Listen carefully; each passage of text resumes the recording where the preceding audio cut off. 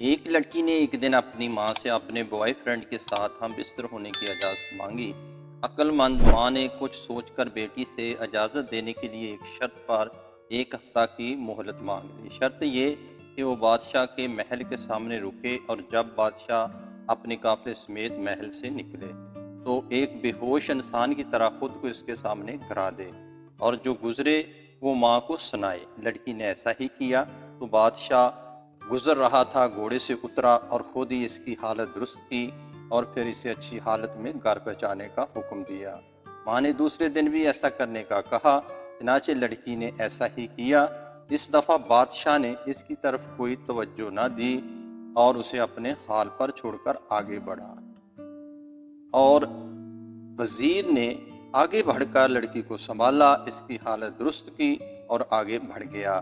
تیسرے دن لڑکی نے خود کو وزیر کے سامنے گرایا، لیکن اس دفعہ وزیر نے بھی کوئی توجہ نہیں دی۔ دستے کے کمانڈر نے آگے بڑھ کر اسے جا کر سنبھالا۔ چوتھے دن ایسا کرنے پر کسی ایک سپاہی نے سنبھالا، کیونکہ کمانڈر نے آج اس کی طرف کوئی توجہ نہیں دی۔ پانچویں دن عام راہگیر نے اسے اٹھایا۔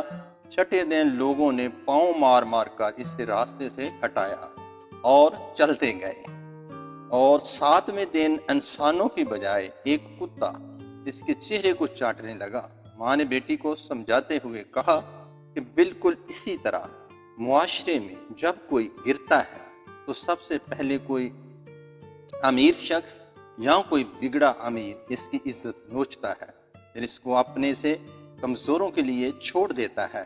اسی طرح ہوتے ہوتے ایک دن وہ گلی کے کتوں اور لفنگوں کے لیے ایک سستا مال بن جاتا ہے۔ امید ہے چینل کو سبسکرائب ضرور کیجیے۔ اللہ حافظ۔